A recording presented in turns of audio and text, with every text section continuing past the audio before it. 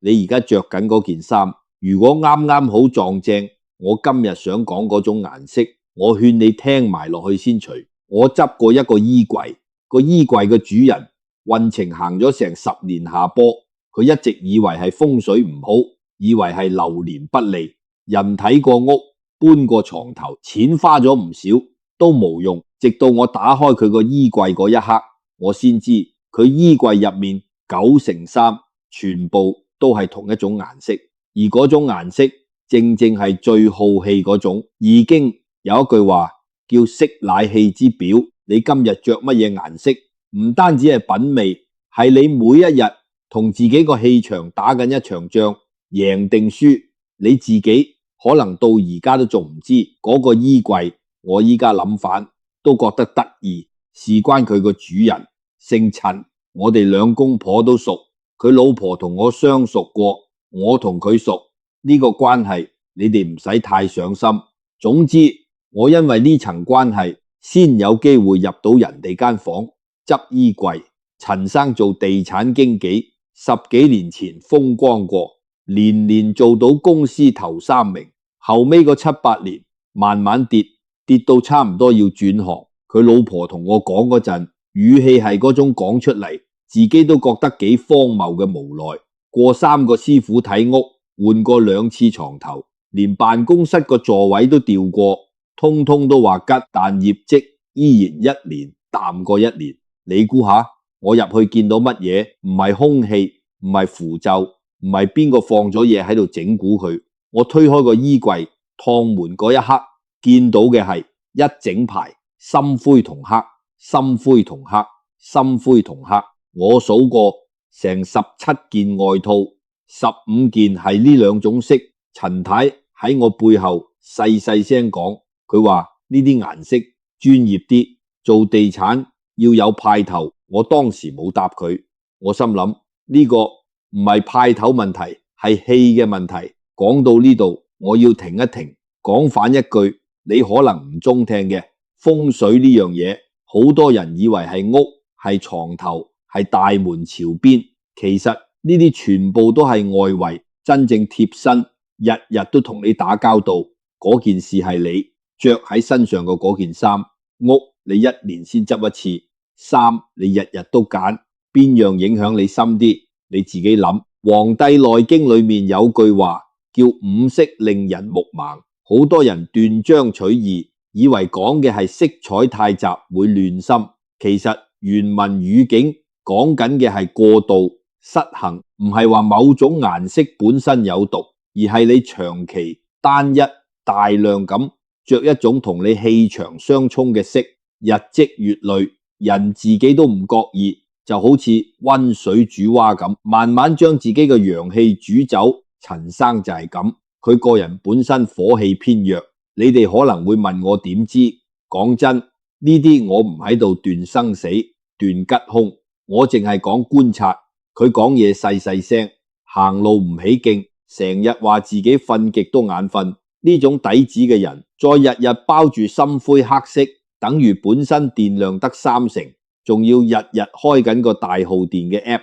講到呢度，我諗反起我自己，我年青做編輯嗰陣，通宵改稿都係中意着深色，覺得夠型夠穩重。而家諗反，嗰幾年我個人係幾灰，呢個唔係我教訓緊你哋，係我自己都行過嗰條路。咁係咪即刻叫陳生成個衣櫃掉晒，轉頭去買晒鮮色衫？唔係，你哋聽我講到呢度，如果你以為我今日想教你着乜色就發達，你就理解錯咗我想講嘅嘢。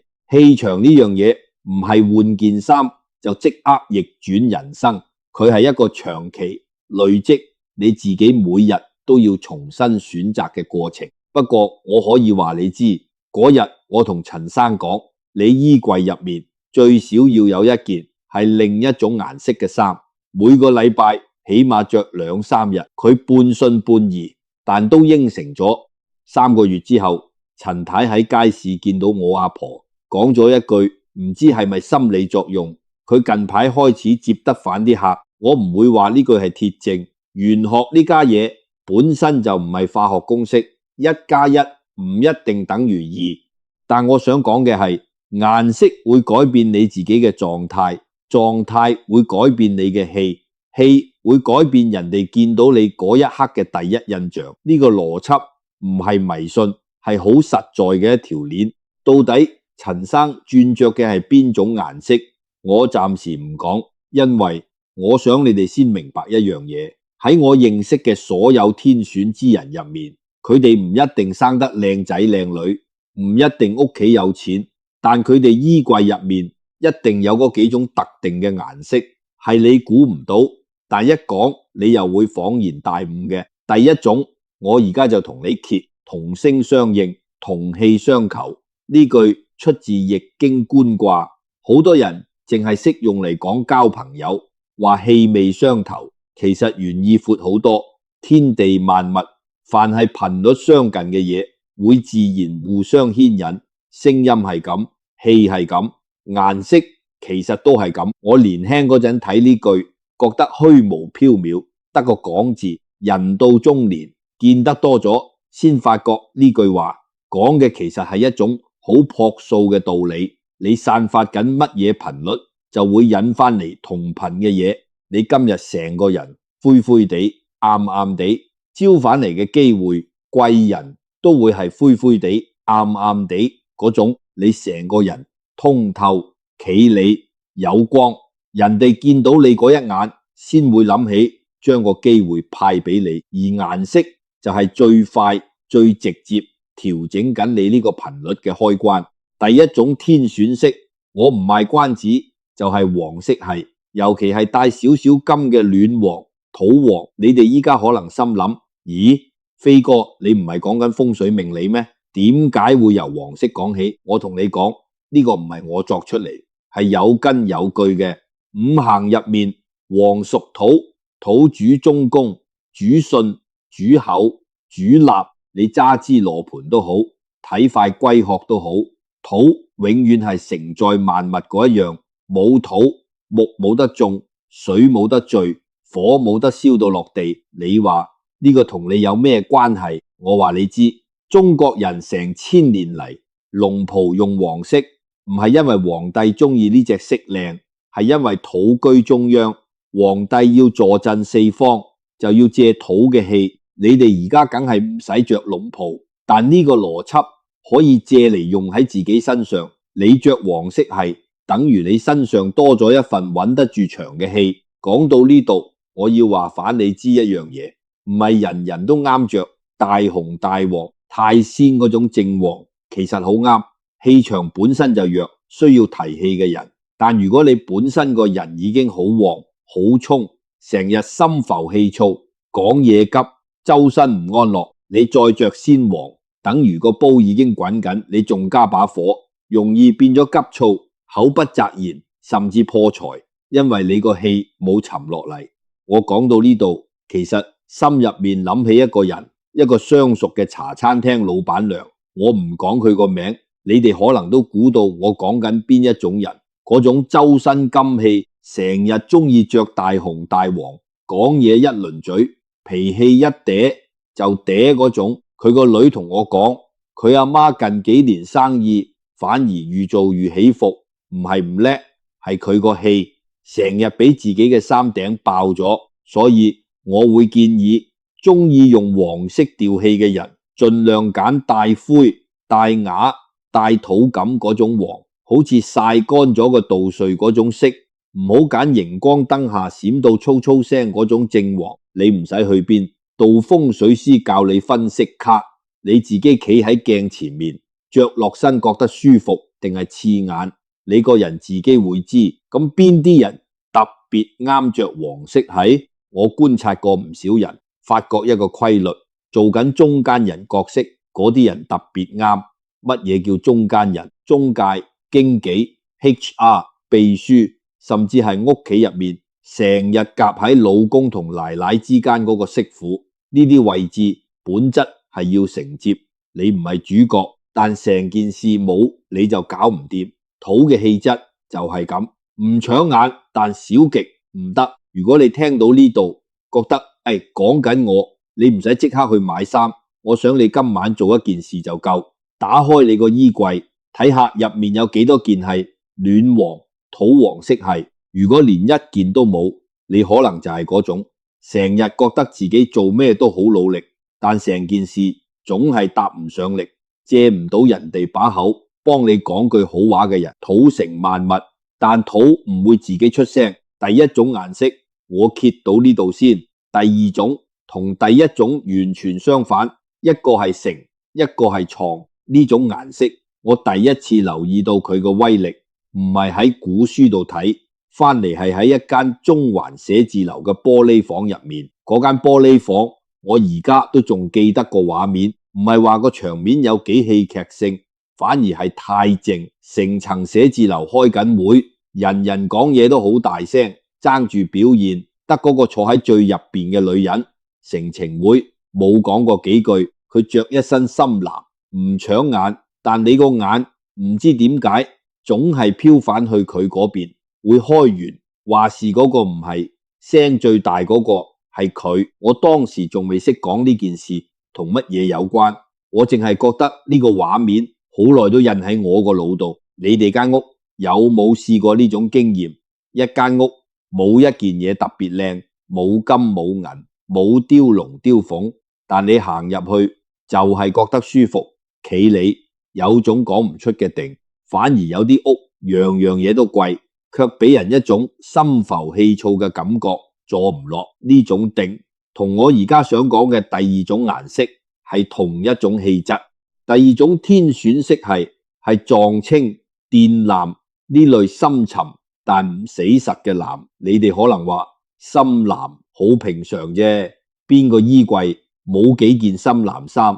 我知，但我想同你講嘅唔係有冇，係點解偏偏係呢個色會令人覺得高級？你有冇諗過點解商界、法律界、政府部門成日不約而同揀藍色做主調？呢個唔係巧合，係暗合一個道理。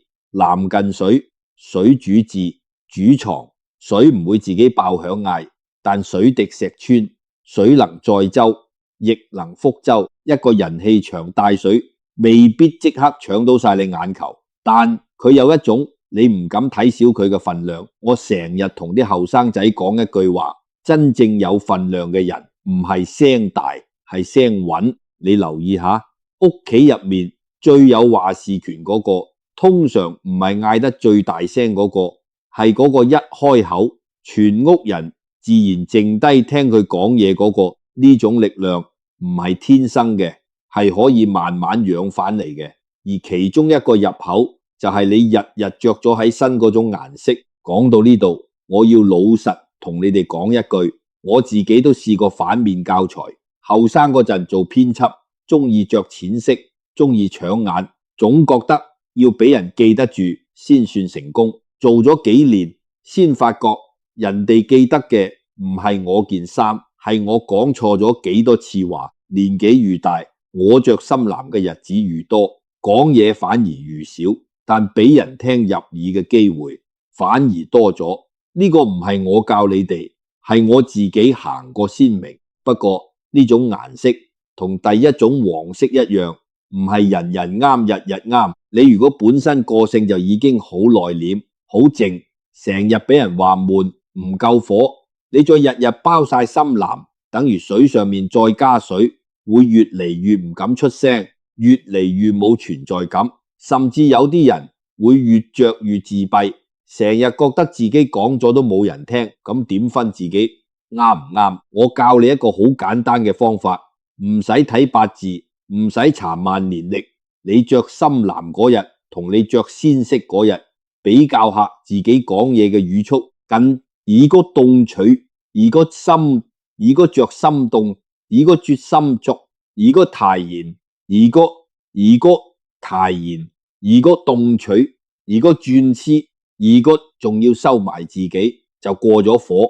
易經坎卦雜坎有符，為心坎，坎為水，象徵重重險阻，但只要心中有誠信定力，就算陷落險境都可以通達。我覺得呢句同我而家講緊嘅嘢有種微妙嘅呼應，真正嘅高級感唔係冇風浪，係風浪嚟嗰陣，你個心仍然係定嘅。深藍呢隻色就係幫你養呢種定。我見過唔少人生嘅轉折點，唔係因為佢忽然變叻咗，係因為佢學識咗喺人哋期望佢大聲嘅時候，選擇咗沉住氣。好，兩種顏色講完，你哋衣櫃入面暖黃有冇？深藍有冇？第三種顏色我特登留到今日先講，因為佢唔止關乎運程，仲關乎你哋每一個人身體同心神嗰度最貼身嘅防線。而呢種顏色背後嗰個道理，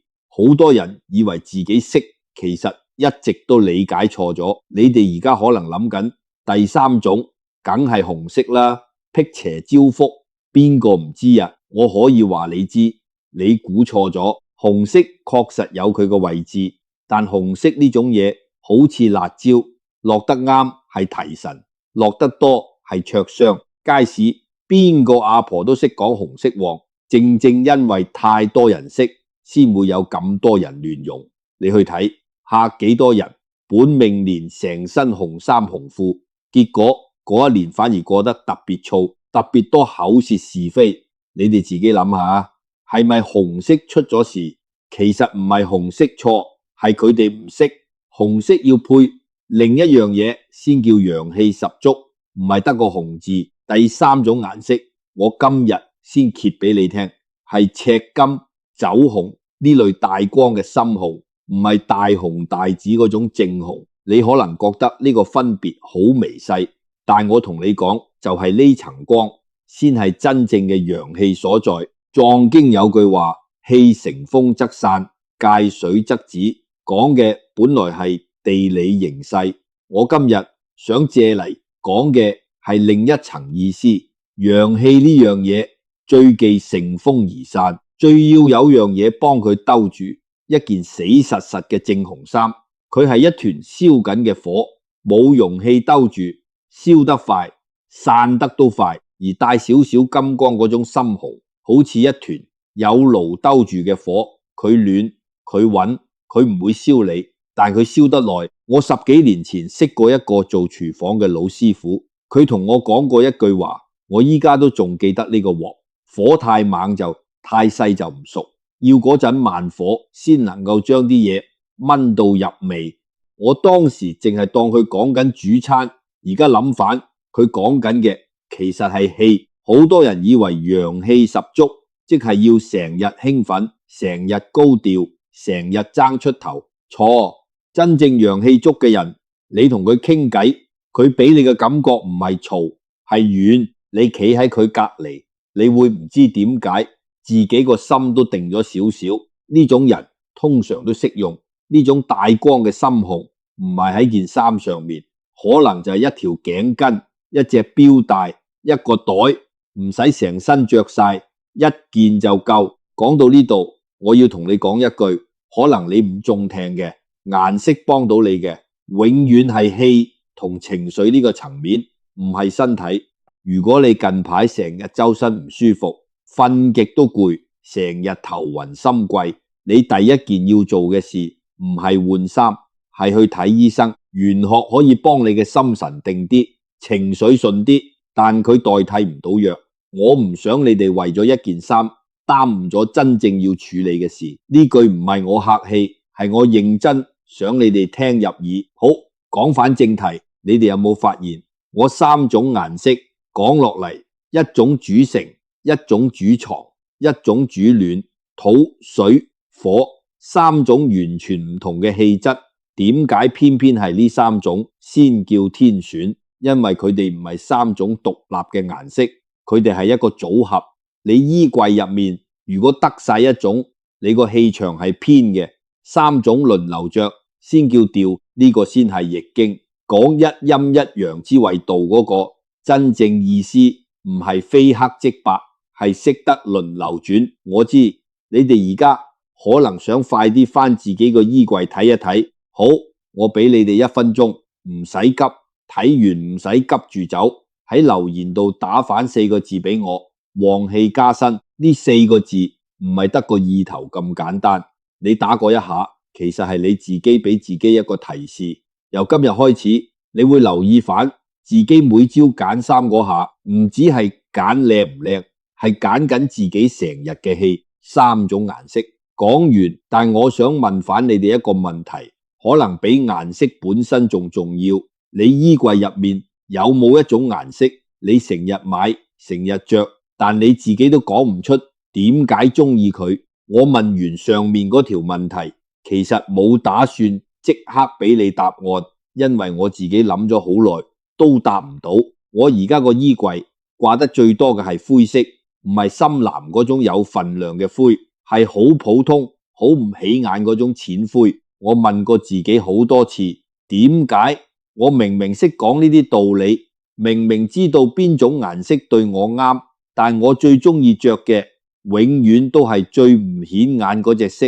後尾我先明，唔係我唔識揀，係我某段日子唔想俾人望到。你哋聽到呢度可能覺得意外，飛哥你成日教人調氣場，原來自己都有着錯衫嘅日子，有，梗有。而且我覺得呢個先係我今日想同你講嘅最尾嗰層嘢。風水呢家嘢，好多人以為係一門用嚟攻略命運嘅技術，揀啱位，擺啱嘢，着啱色，就好似打機咁，砌返個必勝配方出嚟。我後生嗰陣都係咁諗，讀易經讀到走火入魔，成日諗住幫自己搏線，搏到啱就一世順風順水。行到中年我先明錯咗，易經真正想教你嘅唔係一條必勝方程式，係一面鏡。你着灰色嗰段日子，唔係灰色令你灰，係你個心先灰咗，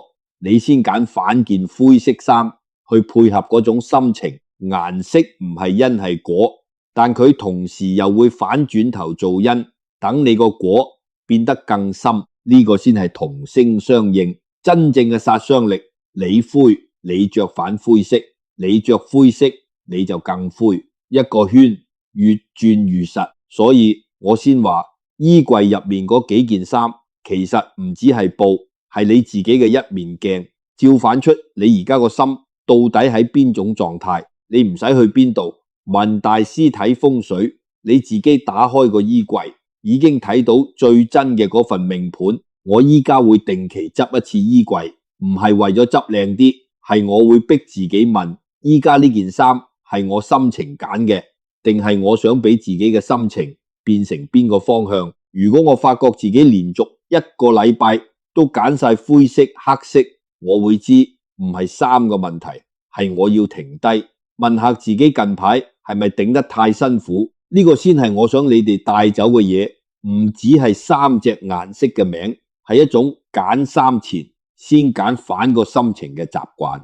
講到呢度，我想你哋今晚做一件事，好簡單，唔使照書，唔使查萬年曆，打開你個衣櫃，唔好即刻執，先企喺度睇2分鐘，睇下成排衫入面邊種顏色最多，然後問自己一句：呢隻色係我今日想要嘅我，定係我唔想再係嘅我？風水只係其中一個因素，佢幫到你調，但佢改變唔到你自己嘅選擇。你依然要出去見人，依然要開會，依然要面對屋企嗰啲難處。